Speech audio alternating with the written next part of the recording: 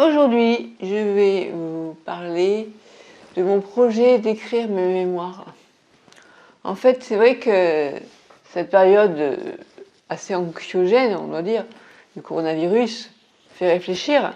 Et je me dis, j'ai perdu ma mère il y a 4 ans, mon père a 85 ans, il est confiné dans sa chambre dans la maison de retraite. Et bon, allez, maximum 10 ans. Dans 10 ans, il n'est plus là.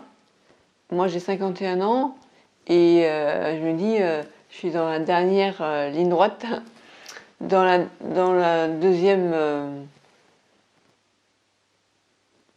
demi-siècle de ma vie. Ça fait bizarre de se dire ça. Ah ouais, quand on franchit le cap des 50 ans, on se dit, ouais, un demi-siècle. Ça paraît gigantesque, alors qu'en fait, les années sont passées rapidement, quoi. Ça fait bizarre. Et donc là, c'est l'occasion de me dire, et si j'écrivais sur ma vie? Alors, je ne dis pas que ma vie soit passionnante, mais quand même, il y a eu des moments difficiles et que j'ai réussi à surmonter. Et j'ai pensé que ça pourrait être intéressant pour d'autres personnes. Et je pense notamment à le grave accident de mon père quand j'avais 22 ans. La période de phobie sociale que j'ai vécue, quand j'ai repris mes études, quand j'ai réussi ma thèse après être restée 5 ans sans, chez moi, recluse à cause de cette phobie, la fin de vie de ma mère, la vie avec la sclérose en plaques, enfin il y a plein de moments comme ça où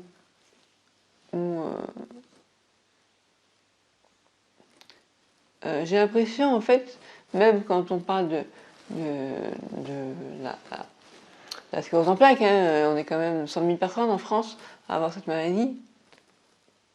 Il y a peu de gens finalement qui en parlent avec des émotions. Voilà, on décrit ce que c'est qu'une sclérose en plaques, des choses très finalement médicales entre guillemets. Mais, ou alors des trucs et astuces pour nous aider à mieux vivre avec la sclérose en plaques, ouais, à la limite ça on trouve.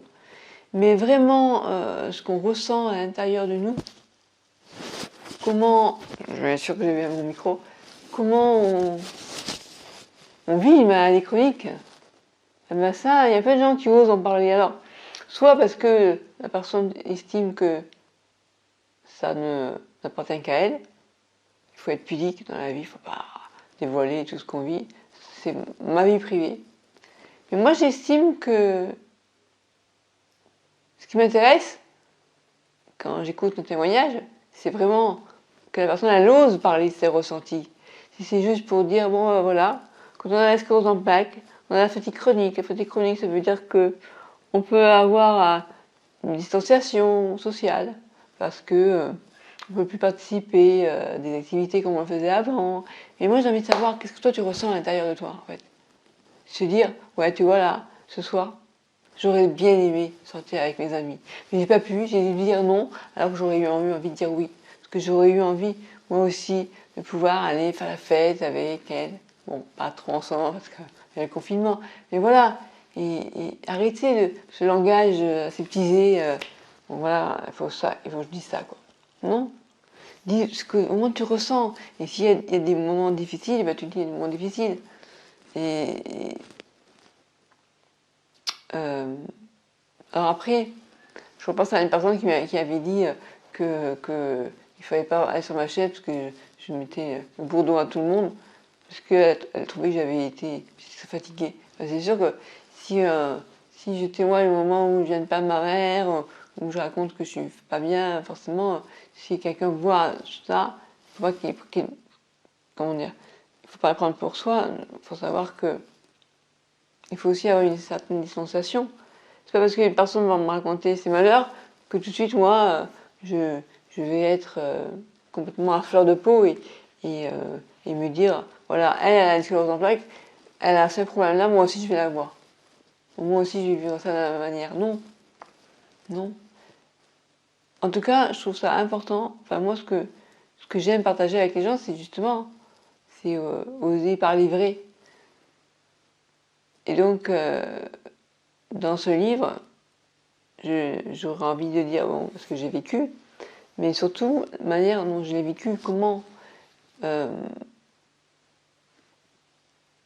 cette période où j'ai vécu toute seule avec mon frère, par exemple, quand ma mère était sur Antibes, mon père était à l'hôpital dans le coma. C'était difficile hein, pour deux gamins. Enfin, moi j'avais 21 ans, mon frère il en avait 4 de moins, il avait 17 ans. Voilà. Et à la fois c'était une période difficile, triste, et en même temps c'était une période où on était livrés à nous-mêmes et on s'est mal démerdé quoi. Enfin, il y a différentes périodes dans ma vie comme ça où j'aurais envie finalement de témoigner en donnant vraiment les émotions que j'ai ressenties, comme le choc de la sclérose en plaques. Quand on a passé des années à se demander de quoi on souffre, qu'on nous dit rentrez chez vous, vous n'avez rien, et puis un jour on nous annonce que c'est une maladie chronique et qui est là depuis des années et que personne n'a su mettre des mots là-dessus. Et après, mon participation à un concours de vidéo C'est pas du ciné, qui a été pour moi vraiment magnifique parce que, enfin, on me donnait la parole, on voulait m'entendre, témoigner sur cette maladie. Alors pendant des années, j'ai tué tout ce que j'ai vécu. C'est peut-être pour ça que pour moi, ça a beaucoup de valeur, le témoignage. Voilà. Donc je vais, je pense, commencer à écrire mes mémoires, entre guillemets mes mémoires, j'ai l'impression que j'ai 90 balais. Et si ça vous intéresse, je vais vous partager. En fait, j'ai envie à la fois de l'écrire et en même temps de le dire oralement, et avoir une partie audio et une partie écrite.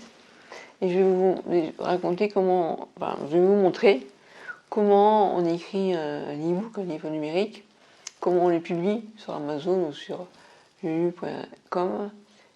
Et là, dernièrement, j'ai écrit un livre sur les aidants professionnels et les aidants non professionnels, où j'avais demandé à Jaina de témoigner.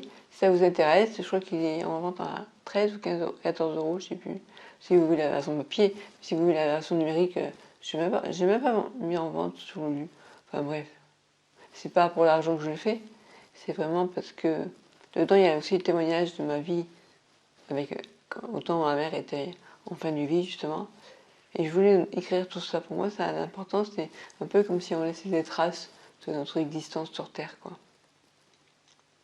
Voilà ce que je voulais vous dire. Quoi d'autre?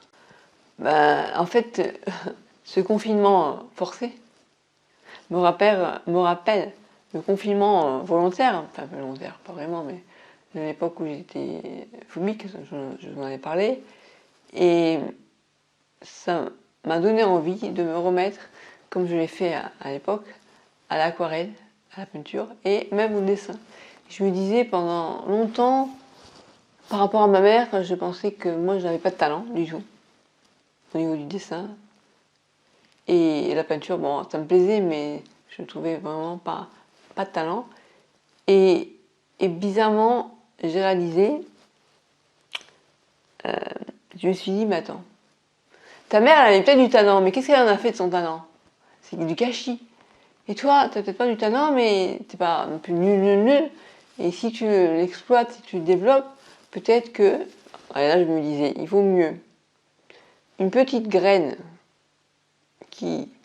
qu'on va arroser et qui va pousser et comment je dirais ça, et grandir, plutôt que une graine très prometteuse, mais qu'on n'arrose pas et qu'on laisse crever, quoi.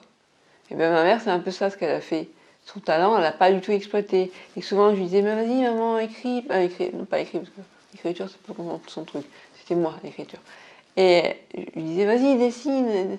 Fais-moi des dessins. Elle en a fait quelques-uns quand elle était au boulot. Elle faisait des caricatures. Mais là, elle a tellement peu exploité son talent que je trouve ça vraiment dommage. À l'époque, elle voulait faire des beaux-arts.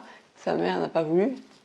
Et voilà, et j'ai vraiment le sentiment d'un talent gâché, mais là, autant quand elle était jeune, c'est pas. Voilà, peut-être qu'elle aurait pu se révolter, je sais pas, il y en a qui le font, hein. Mais peut-être pas à l'époque, mais autant à 70 ans, elle aurait pu dire, bon, ok, je m'y remets.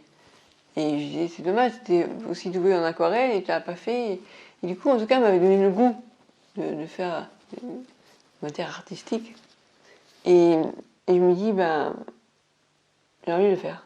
Mais pas pour elle, vraiment pour moi. Parce que j'ai le sentiment de me dire, finalement, arrête de te comparer à ta mère et développe. Parce que si toi tu as envie de le faire, fais-le.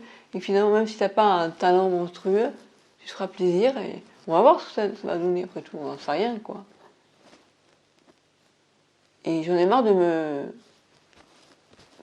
flageller, de me dire, ouais, finalement, moi, par rapport à ma mère, ça vaut même pas la peine que je m'y mette, quoi. Putain, mais t'en sais rien, quoi. Essaye. Si ça te fait plaisir, vas-y, dessine. Alors du coup, je me suis acheté des Kindle pour qui apprennent comment, voilà, qui donnent des cours de dessin, des cours d'aquarelle. Et puis à côté de ça, j'ai acheté, j'ai commandé des crayons. Alors il y a HB, 2H, 8B, enfin, selon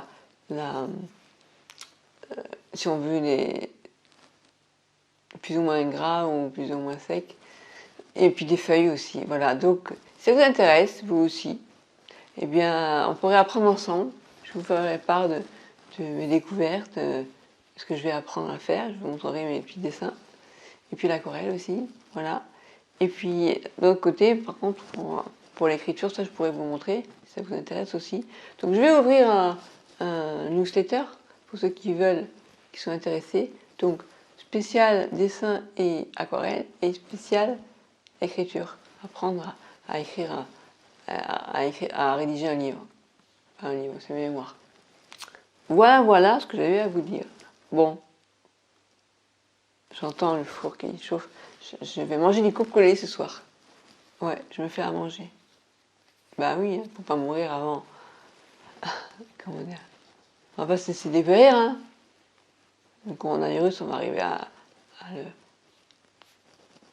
on va lui faire sa fête, le corona, on est d'accord? Bon. Pour l'instant, c'est lui qui fait la fête, hein, mais bon. Hein. Allez, je vous laisse. À bientôt.